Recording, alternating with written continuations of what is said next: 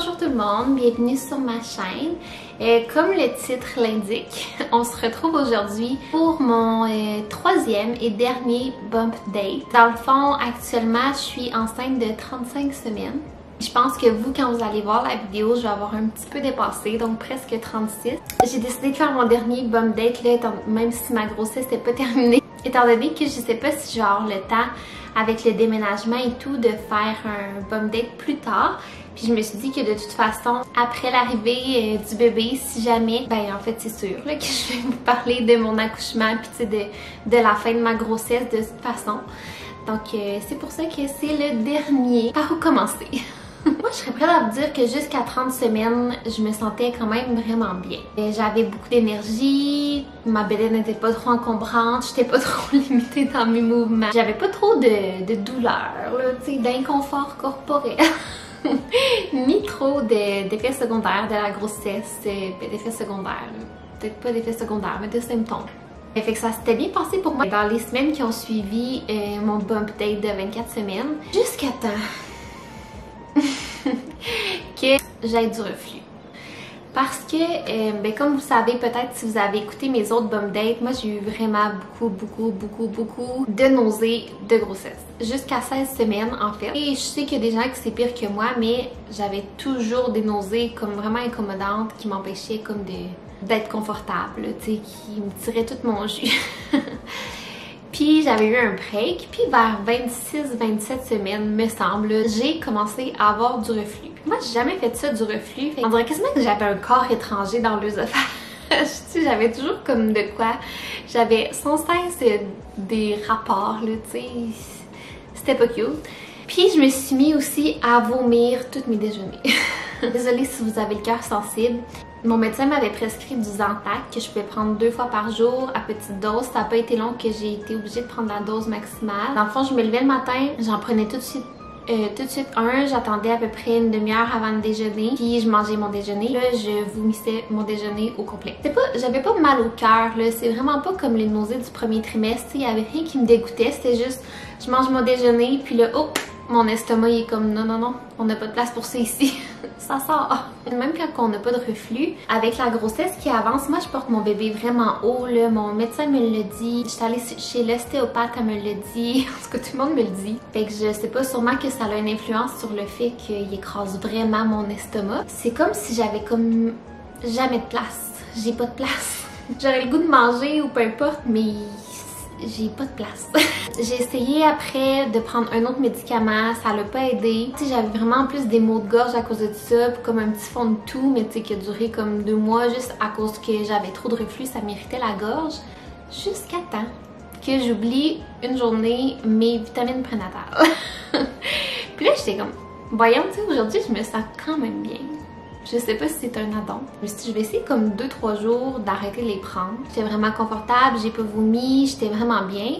Et quand je suis allée renouveler ma prescription à la pharmacie, j'ai dit à la pharmacienne que j'avais arrêté mes vitamines prénatales. Puis elle m'a dit non, tu peux pas faire ça. C'est vraiment pas bon pour ton bébé. Puis là, moi, je me disais, mon Dieu, tu sais, je pense qu'à ce moment-là, j'étais à 32 semaines, 33 semaines. Tout ce qui est important est développé. Tous ses organes sont développés, son système nerveux est développé, je sais qu'il n'y a pas de problème du tube neural. La pharmacienne, elle trouve que c'est comme grave que j'aille arrêter mes vitamines prénatales, fait que je vais les recommencer, puis je vais en parler avec mon médecin à mon prochain rendez-vous. Fait que je les ai recommencés, puis 2 jours après, je vomissais, j'avais du reflux. Fait que tu sais, là pour moi, la cause était claire que c'était ça. Après avoir parlé avec mon médecin, elle m'a dit, ah, t'as une bonne diète, t'es rendu loin dans ta grossesse. Et elle m'a dit, tu sais, au pire, tu vas te faire prescrire du fer en postpartum si tu as eu beaucoup de saignements, puis comme ça me stresse pas que t'arrêtes. Fait que si jamais, en tout cas, vous avez ce problème-là, discutez-en avec votre médecin parce que ça dépend quand même de votre situation. Tu sais, moi, mon raisonnement, c'était que j'ai bien beau prendre des vitamines, si je les vomis immédiatement après l'avoir pris, puis qu'en plus je vomis mon déjeuner, ben j'ai encore moins de nutriments que si j'avais juste pris mon déjeuner puis je l'avais bien absorbé. Il y a plusieurs semaines que j'étais genre, mon chum, je serais tellement bien, tu sais, si j'avais pas ça, là, ça lirait bien ma vie. Mais là, je pense que ça fait 2 semaines que je prends plus ma vitamine prénatale, puis j'ai encore du reflux, là, tu sais, je veux dire, ça a pas fait de miracle, sauf que c'est vraiment moins pire. Et je peux vous parler aussi des petits cravings que j'ai eu. J'ai eu un craving de fraises jusqu'à ce jour, puis maintenant les fraises du Québec sont sorties, puis c'est la plus grande satisfaction au monde. On dirait que les fraises sont 100 fois meilleures qu'elles l'ont été dans toute ma vie. Sinon, mon autre craving, je dirais que c'est les agrumes. J'ai le goût de tout manger ce qui est aux agrumes, mais l'affaire c'est que j'ai vraiment du reflux puis que c'est vraiment pas bon pour le reflux. Mais je boirais des limonades, des muffins au citron, des tartes au citron, n'importe quoi. Sinon, ces temps-ci, dernièrement, je pourrais manger 3 fois par jour des sandwichs toastés aux tomates avec des concombres en accompagnement. Encore une fois, les tomates, ça me donne vraiment du reflux, fait que c'est comme pas une bonne affaire là, que j'aille le goût de ça. Je me contente de manger ça juste pour dîner, mais je pourrais déjeuner, dîner et souper avec ça. Puis j'ai pas eu vraiment d'aversion, je dirais, sauf une qui a perduré dans le temps de toute ma grossesse. Je déteste le mélange printanier de salade, là, tu sais. La texture, on dirait que ça me... Non, je pense que je pourrais plus jamais manger du mélange printanier. La texture, c'est comme fibreux, il y a de la roquette. Ah, j'ai de la roquette aussi. Avant, j'aimais ça. C'est comme trop long, c'est filamenteux, ça me va dans le fond de la gorge. Non, je sais pas pourquoi. J'aime vraiment pas ça. J'ai pas eu de goût bizarre, tu sais, j'ai pas fait des mélanges, j'ai pas eu le goût des... J'ai toujours aimé les cornichons, là, fait que j'en ai mangé, mais tu sais, j'ai pas eu le goût de combinaisons bizarres ou peu importe, ça m'est pas arrivé. Par la suite, une autre chose que j'ai eu de problématique, j'ai eu juste des problèmes, je vais pas avoir l'air négative, c'est que j'ai eu vraiment des douleurs à une côte. J'ai eu un nerf de coincé dans une côte et ça me réveillait la nuit. Je suis allée en ostéopathie pour ça. J'avais jamais consulté d'ostéopathe avant. Puis j'ai eu seulement une séance. Ça m'a dit que j'avais pas nécessairement besoin d'en avoir d'autres parce que ben, je vois ma physio aussi. Puis ça m'a vraiment fait du bien. Fait que, tu sais, ça n'a pas réglé mon problème à 100% là, mais mettons à 60%. Fait que moi, je trouve que c'est un succès. Dans le même sujet, j'ai continué à aller en physio périnéale. J'ai aussi été la voir pour mon dos. Mon dos, ça allait bien jusqu'à temps que je commence à faire des boîtes activement. Là, je me suis mis à avoir mal partout, tout le temps. Mais ça, je pense que c'est vraiment dû au fait que, ben là, tu sais, ma grossesse à l'avance, fait que je veux pas, ma bedaine est rendue plus difficile à porter, mes muscles sont plus étirés. J'ai comme des tensions aussi dans tous mes muscles de dos. Je pense que si c'était pas la circonstance du fait que je déménage à littéralement 36 semaines de grossesse puis que je fais des boîtes puis que je force, je pense que j'aurais pas ce problème-là. D'avoir mal partout tout le temps. Pour vrai, mon chum, il doit être tanné de moi, là. Je pense qu'à tous les jours, je suis comme « Péo, j'ai besoin d'un massage de dos. » J'ai des douleurs comme un peu au nerf sciatique, là, mais tu sais, c'est vraiment pas catastrophique. C'est juste que ça me fait des petits engourdissements puis ça lance dans ma cuisse. Puis là, je suis comme « Péo, viens me masser la fesse. » Fait que je vais à la physio pour ça, puis aussi pour, c'est ça, la physio périnéale, puis pelvienne. Puis je fais mes exercices le plus possible, puis je pense que ça aide. Une autre chose, par contre, que j'ai su malgré moi, c'est vraiment bizarre à dire, c'est vraiment peut-être too much à dire devant des centaines de personnes qui vont m'écouter. Mais c'est qu'à mon dernier rendez-vous en physio, elle a évalué mon périnée, elle a montré comment faire le massage périnéal, parce que à partir d'un certain nombre de semaines, c'est bien de faire ça pour prévenir, en fait, là, les déchirures. C'est ça, puis là, elle me dit « Ah, ça se peut-tu que tu sois enflée? » De quoi enflée? Puis là, elle m'a dit que j'avais les lèvres enflées, la vulve. Je sais pas c'est quoi les termes que j'ai le droit d'employer sur YouTube, là, je vais pas me faire censurer. En plus, je n'avais parlé à mon chum pas longtemps avant, j'étais comme « Puis oh, il me semble que, tu sais, je suis enflée, genre de là. » Puis il était comme, mais non, je le remarque pas. Bref, moi, je me vois pas. Je vais vous le dire, là, ma bedaine me cache, je ne me vois pas. Au même niveau que nos jambes peuvent enfler à cause que notre bedaine exerce une pression sur nos vaisseaux sanguins, ben on peut enfler de tout ce qui est en bas de notre bedaine. Fait que moi là, honnêtement, c'est le genre d'affaires que j'avais jamais entendu parler. Fait que c'est pour ça que je souhaite en parler avec vous aujourd'hui. Que vous ayez pas de mauvaises surprises comme moi. Tu sais, moi, je savais pas que ça pouvait arriver. Puis là, j'étais là écartée sur la table de ma physio. Puis là, je me fais dire que j'ai la enflée. Tout ça pour dire qu'elle m'a dit que c'est parce que je passais beaucoup de temps debout. Puis qu'après avoir promené mon chien, idéalement, il faudrait que je surélève mes jambes et mon bassin. puis que j'applique de la glace. En tant que tel, c'est pas tellement grave, mais c'est juste que moi j'avais un petit inconfort, j'avais toujours l'impression d'avoir envie d'uriner quand j'allais marcher. J'avais toujours une espèce de petite pression là, un peu quand je marchais. Puis c'était dû à l'enflure qui comprimait un peu mon méa urinaire. Je pensais que c'était dû à ma bédaine, à mon plancher pelvien, etc. etc. Mais non, c'était à cause de l'enflure. Je sais pas si c'est trop de détails. Sinon, sur une note plus positive, qu'est-ce que j'ai vraiment beaucoup aimé de cette partie-là de ma grossesse, c'est que mon bébé est rendu grand. Puis il occupe de plus en plus d'espace. Ce qui est le fun là-dedans, c'est qu'on sent tellement bien ses mouvements. Vraiment les parties de son corps, tu sais, je suis capable de, mettons, il se place d'une façon, je suis comme, ah, il a mis ses fesses là, puis là c'est son dos, puis ça c'est sa jambe. Fait que moi je trouve ça fou parce que ça concrétise vraiment le fait que c'est pas juste, c'est un humain qui est dans mon ventre, puis comme je suis capable de le sentir. Ça c'est le fun, il bouge tellement, tellement, tellement. Je peux vous mettre des petites vidéos qui sont un peu, je suis un peu dénudée dessus, là, je sais pas. Mais où est-ce qu'on le voit bouger? C'est rare qu'il me fait mal, honnêtement. Tu sais, il me donne des petits coups d'un côte, là. Des fois, c'est un peu inconfortable. La seule chose, c'est que des fois, c'est super niaiseux, mais tu sais, des fois, je suis vraiment zen. Tu sais, je suis assise, je relaxe, je parle à du monde, peu importe, puis là, bang! Un grand coup, ça surprend. Mais tu sais, c'est pas si désagréable que ça, à moins qu'il me donne des coups dans les côtes. Ça, moins le fun. Je sais pas si vous pouvez voir mon chien à quel point il est mort, là, parce qu'il fait tellement chaud, malgré l'air clim. Je vais aller voir dans mes notes qu'est-ce que je m'étais dit aussi que je voulais vous dire. Oh mon dieu, les crampes de mollet, la gang. J'avais entendu plusieurs femmes enceintes dire qu'il y avait des crampes de mollet. J'en ai pas chaque soir, là, des crampes de mollet, ça a pas été si pire. Mais j'ai eu la pire crampe de mollet de toute ma vie. J'avais tellement mal que j'ai réveillé mon chum malgré moi. Il n'y avait rien que je pouvais faire, elle s'en allait pas. Une douleur à 10 sur 10. J'exagère même pas là, tu sais, je fais pas ma dramatique. C'était tellement une grosse crampe de mollet que j'ai été raquée 3 jours pour une crampe de mollet. Moi, tu sais, des fois dans la vie, j'ai pas des crampes de mollet souvent. Mais les fois que j'en ai eu, c'était pas assez intense pour que j'aille le mollet comme fatigué le lendemain. Mais là oui. Voilà. Sinon, une autre chose aussi, je pense qu'il y a peut-être plusieurs facteurs qui peuvent expliquer ça, mais c'est que j'ai le sommeil extrêmement léger. Je sais qu'il y en a qui disent que c'est en préparation à l'arrivée de bébé pour qu'on soit capable de se réveiller la nuit, puis tout ça. C'est correct, tu sais, vu que je travaille pas, sauf que c'est quand même incommodant. Ça fait que j'ai jamais l'impression d'être reposée, puis je me dis, s'il y a un moment dans ma vie qu'il faut que je sois reposée, c'est là, comme avant d'avoir mon bébé, parce qu'après, justement, tout le monde me dit à quel point j'aurais pas le temps de dormir. Je me couche la nuit, je peux me réveiller 2-3 fois par nuit. Des fois, je me réveille, il est 3h30 du matin puis je suis prête pour faire ma journée, pour vivre ma vie. Là. Que voulez-vous que je fasse à cette heure-là? Ça me prend tout pour être capable de me rendormir. Là. Je me rendors pas avant comme un bon 1h30, 2h. C'est une bonne pratique pour l'arrivée de bébé, sauf que je m'en passerai.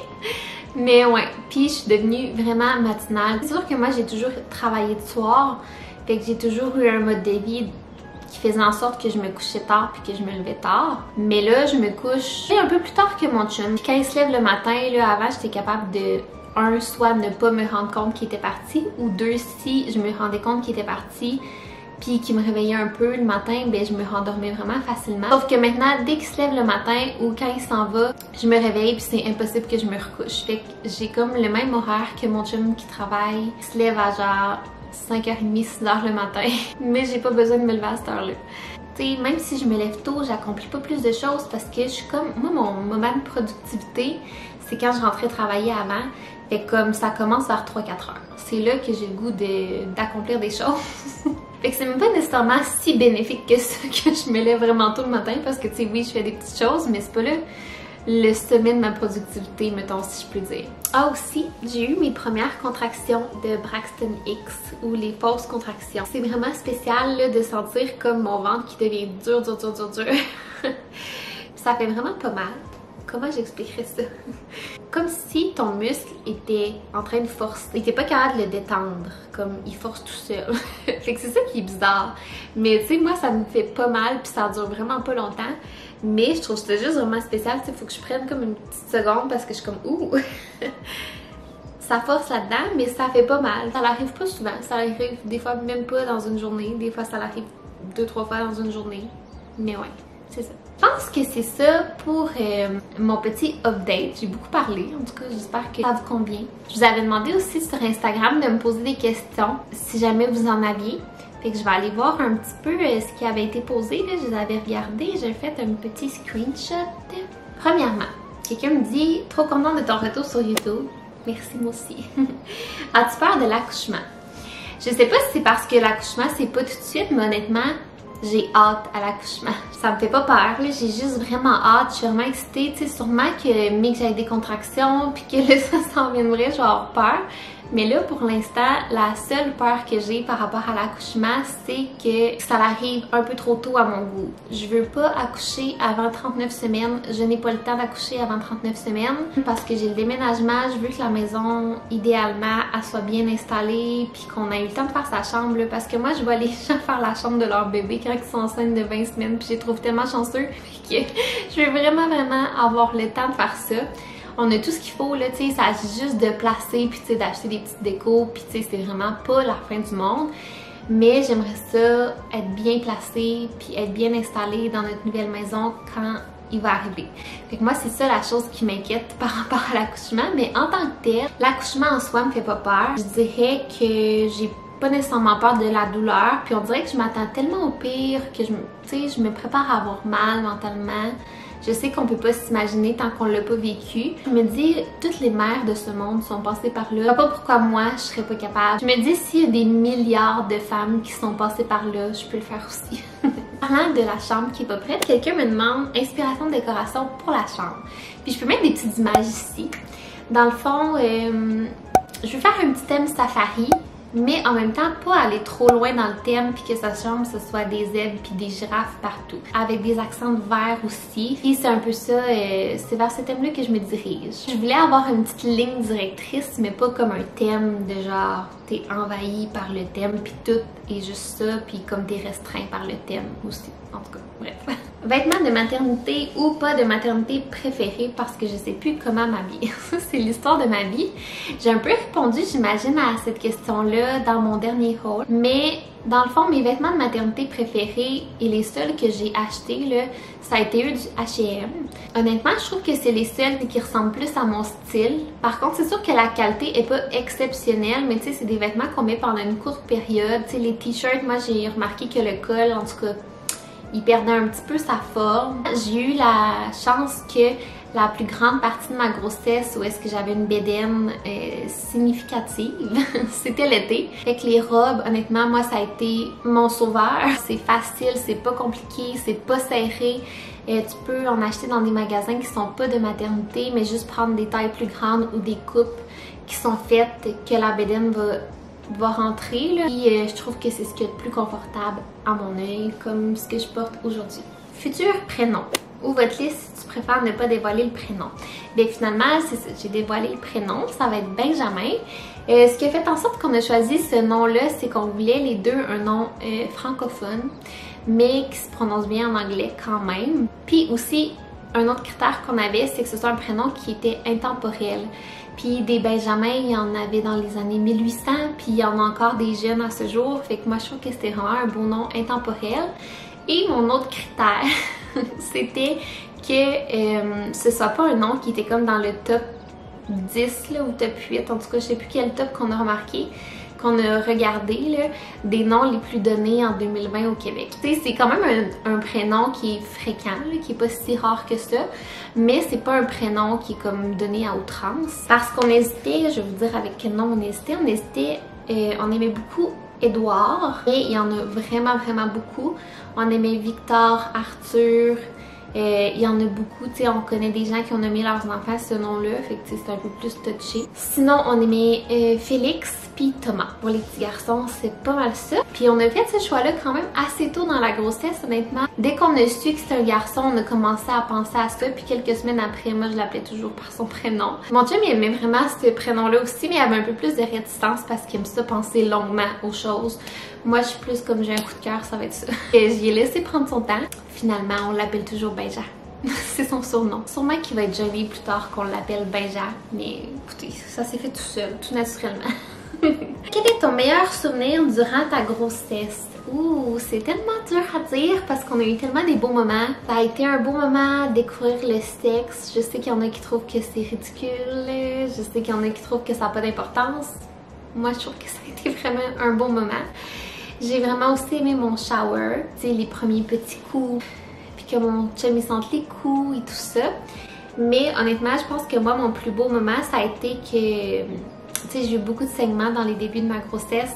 J'ai eu beaucoup d'incertitudes. J'ai eu des dizaines de prises de sang avec des hormones qui augmentaient pas normalement. Ça a été une période vraiment difficile. Ça a duré comme... J'ai eu des saignements pendant un bon mois. Puis la période d'incertitude, si on veut, a duré un bon comme 2 semaines qu'on savait absolument pas si j'avais un bébé viable. Le plus beau moment de ma grossesse, je pense, ça a été l'échographie que j'ai eue à 8 semaines quand on a vu que le petit cœur y battait. Moi puis mon chum, on vivait vraiment beaucoup de stress par rapport à ça parce que on n'avait pas le choix de patienter, là. On n'avait pas le choix de toujours comme se faire dire on le sait pas, c'est pas concluant, l'échographie, la première échographie est pas concluante, les prises de sang sont pas concluantes, je continue de saigner. Fait qu'on a vécu beaucoup d'incertitudes puis on était vraiment, tu sais, on était stressés, là, c'était stressant. Fait que quand on a été à l'échographie de contrôle, ben en fait l'échographie de viabilité, tu sais, j'avais encore des saignements puis ça allait quand même encore pas très bien, mes hormones n'étaient pas très beaux. Ils étaient pas très élevés pour mon stade de grossesse si on veut. Mais quand on a vu le petit cœur puis que tout se développait tout à fait normalement, c'était vraiment un gros poids qui était tombé de nos épaules puis on était extrêmement heureux. Fait que pour moi, je pense que ça a été ça le plus beau moment. Il y a beaucoup de gens qui me demandent ce que j'ai le plus et le moins aimé de la grossesse. Ce que j'ai le plus aimé, définitivement les échographies. Voir mon bébé là, quand que, tu sais, il est à l'intérieur de moi, je sais qu'il est là, mais que tu peux pas le voir là, on dirait que c'était toujours vraiment des beaux moments. J'ai aussi aimé ça, le sentir bouger, puis tu sais, avoir un petit lien avec lui. J'ai souvent dit à mon entourage que je tripais pas sur le fait d'être enceinte. Je sais que c'est une opinion impopulaire. Je sais que je suis pas la seule non plus. Mais par exemple, le sentir, on dirait que c'est comme indescriptible, c'est tellement un lien particulier. Puis je l'ai pas encore, mais je sais que ça va, tu sais, qu'on va vraiment avoir un lien particulier parce que ben, c'est moi sa mère, puis c'est moi qui l'ai porté. C'est tellement beau, c'est tellement spécial, fait que ça a vraiment été ça, ce que j'ai préféré de la grossesse. Sinon, ce que j'ai le moins aimé, je sais pas comment exprimer ça, mais je pense aussi que j'ai pas eu l'expérience idéale de grossesse.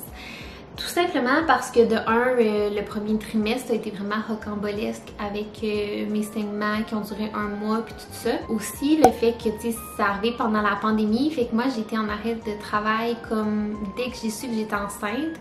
C'est peut-être une chance, c'est peut-être une malchance, je le sais pas, mais je n'ai jamais été rappelée pour faire du télétravail ou peu importe, ils n'ont pas eu besoin de moi. Fait que j'ai trouvé le temps extrêmement long et pénible. Puis j'ai trouvé que ma grossesse était vraiment comme à m'isoler extrêmement du monde. C'est ça. Je pense que ça a été accentué par le fait qu'on était en pandémie, que tu sais, je pouvais pas sortir, qu'il y avait un couvre-feu, que les magasins étaient fermés, que les restaurants étaient fermés, qu'on n'avait pas le droit de voir nos proches. Puis aussi que mon chum il étudiait pour son examen du Collège Royal, fait que je le voyais comme 1 heure par jour maximum, puis même toutes les fins de semaine. Il était occupé à étudier, sa vie c'était l'étude, puis c'était bien correct, je le savais. Je le savais que c'était ça notre année, mais je le savais pas que j'allais pas travailler puis qu'il allait avoir une pandémie, tu sais, ça je le savais pas. Je me suis sentie vraiment seule dans ce que je vivais, puis je pleurais tous les jours de solitude. Mon chum, sérieux, j'aurais pas passé à travers lui sans ça. Non.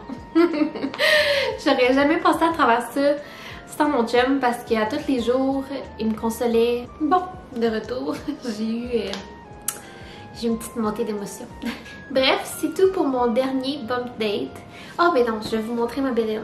Vous l'avez vu souvent, là, elle est rendue quand même présente. Et voilà, ma bedaine de 35 semaines. Elle est vraiment haute, hein, comme vous pouvez voir, là. Elle est très haute. Je pense que la prochaine fois que je vais vous faire un update, ben ça va peut-être être dans un vlog, là. Mais sinon, ça va être après mon accouchement. Fait que j'espère que vous avez apprécié. On se voit dans une prochaine vidéo. Bye!